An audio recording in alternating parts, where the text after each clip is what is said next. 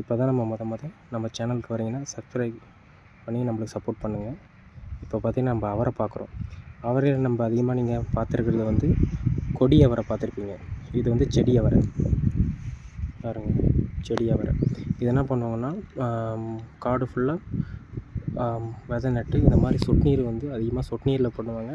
அதேமாதிரி பாத்தி கட்டியும் பண்ணுவாங்க. அதிகமாக சொட்டு நீருங்கிறது எதனால் பண்ணுறாங்கன்னா, தண்ணி இல்லாத இடத்துல நம்ம சொட்டு நீரில் வந்து குறைஞ்சபட்சமாக தண்ணி நம்ம யூஸ் பண்ணிக்கலாம், அதை வச்சு வெள்ளாமை பண்ணலாம் அப்படிங்கிறத வச்சு பிளான் பண்ணி பண்ணியிருக்காங்க.